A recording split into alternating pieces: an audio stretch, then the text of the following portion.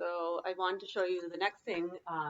It's going to be some play, and you can use it as a way to work on language, um, matching, uh, just pretend play. So I made three different kinds of barns you can use, and we're going to play a little peekaboo, and then we'll have a little matching. So I had this little barn I found in my basement, probably from when I was teaching in the classroom, and it's just made. It was just put together. It's like a puzzle. You put it together so you can open the doors and the windows and things like that. So if you have a barn of some sort at home, a little people barn or any kind of barn, you can use that. If you don't, this was real easy to make. I didn't make it real complex because our kids don't care if it's really complex and perfect. But all I did was take a little box from Amazon that I got from Amazon. I cut some doors in it. I just took red crayon and I scribbled all over. You can have your kids help color the whole box all over. You can cover the box with paper if you want. And then you can see I just, not very perfect, but I cut out the thing to match and I made a little roof out of a piece of red construction paper. You can make it out of any kind of paper. And I did the same thing with the back just to match it up. You could even make doors on the back so your kids can play with it and make it sturdier by taping it better together, so they can actually play with it after. But for this, that's one of the things you could do. You can make that, or like I said, if you have your own, that's great too. If you don't want to do any of those things, I did include printables called Peekaboo Barn. In fact, if you listen to the story down on the farm, the pictures that were from there, most of them were from the Peekaboo printables that I sent to you, but I also sent the additional animals that are needed for the book, for the story to read it if you want those in a different file, so you can print all the pictures if you want to use those. So let's just show some of the ways you can do it. So if you have real animals, I just have a few here at home. You can put them inside your barn, and then you can close the doors, and you can say, "Peekaboo barn, open it up. What do you see? What is that?" And if they don't identify it right away, you can ask them, "Is that chickens or a cow?" And have them tell you what it is. Or you can ask them using pictures too. You can say, "Find the picture of the chickens. Where's the picture that matches the animals?" So you can do that with the different animals and just have them just peekaboo and then try to match it that way. You can also play with the barn, just creative play. I have some little fences and you can create little corrals with it. And then you can play with the animals in and out, talk about who's in there, what sounds do they make.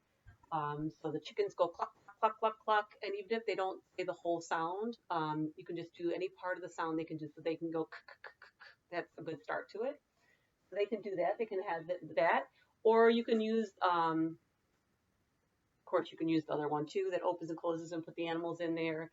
I also have just laminated paper ones that I found in one of my boxes. So you can put these inside the barn if you don't have real animals, or print ones out, or draw your own.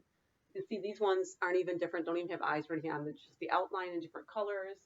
And you can do that too. You can make different things that way. Or you can use the printable that came with it, and you can put different animals inside there. So, and you can do this on a table, of course, for your kids, with your kids, and you hide it inside, and you tell them, "Peekaboo barn, let your kids open it up. What do we see? I see a sheep. What sound does a sheep make?" Then, if they don't get it on their own, of course, you always prompt them. Sheep goes ba ba, and then see if they'll imitate what your mouth is doing, or try to say the sheep sound if they're not labeling them yet. Sheep. And try to get them to just imitate those oral motor movements, even if they can't put all the sounds together yet. So there's lots of different ways you could do this with the peekaboo, or just playing with the animals, having them move around the barn, putting them on there, pretending to have them eat, which we're going to do an activity with that later. And I also sent you um, another printable. It's a matching and it says farm matching. So I printed out two of these. And what I'm going to do is put it down here so you guys see. So I printed out another set of them. And there they are behind me. And I just put these on this little lap tray I had. You can put them on anything, of course. On a cookie sheet, on your wall, on your refrigerator, on the table, however you want to do it. And then just have your kids try to match them. Look it, there's some hay. Can you find the other hay? Where's the hay? And then have your child put it on. Kind of just like building a puzzle. You can do that. Where's the tractor? Let's see if I can get it flat. A little better. Where's the tractor? And have your child, and if they don't know where it goes, you can kind of guide their hand to the area or cover up the ones around it so that they can find it. You might start only with maybe 4 of them if your child's having a hard time finding them. Kind of based on where your child is, and if they can handle more of it, that's great. If they can't, then start out with fewer and then build up to more. And you can have them put it on top of their, oh, there's that other tractor, and just nice matching. You can also do the same thing with peekaboo animals. You can print 2 of those out and do matching with those.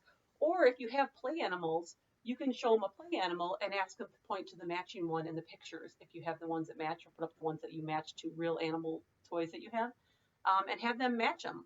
Or do it with the book too. Which one matches? Where's the sheep? Where's the barn?